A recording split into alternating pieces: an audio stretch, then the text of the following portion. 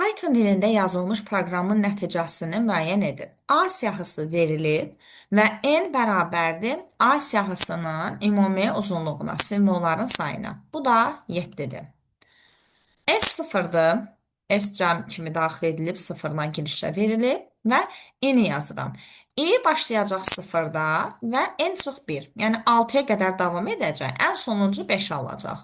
Deməli, I 0, 1, 2, 3, 4 və 5 qiymətlərini alacaq ardıcıl olaraq ayrı-ayrı dövrlərdə. Və i-yə burada indeks kimi baxacam. Birinci sıfırdırsa, A-nın sıfırıncı indeksi cüt ədəddirmi? Cüt ədəddirsə əgər, daha sonra baxacam i plus 1, yəni özündən sonra gələn indeksi tək ədəddirmi? Bu halda s-in üzərinə i-nin 2 mislini və əlavə olaraq 1 gələcəm. Deməli, mən A-nı indeksləyirəm. 0, 1, 2, 3, 4, 5. Sonuncu 5-ə baxacaq da, bu sonuncu 5 daxili idi və belə eləyəcək. Hansı indeksdə olan ədəd cütdür? Birinci cüt olanlara baxıram. Bax, bu 0-cı indeks, 2-ci, 3-cü və 5-ci indeks. Əlavə olaraq baxıram ki, hansı indeksdə olan ədəddən sonraki indeksdəki ədəd təkdir. Məsəl üçün 0-cı indeks deyirəm də. Yəni, i 0 olsa, A-nın 0-cı indeksi özü cütdür, özündən sonra gələn indeksi təkdir. Deməli, i bizim şərti ödəyir. I bərabərdir 0. Onda s-in üzərinə gələcəm. I vur 0 üstəgəl 1.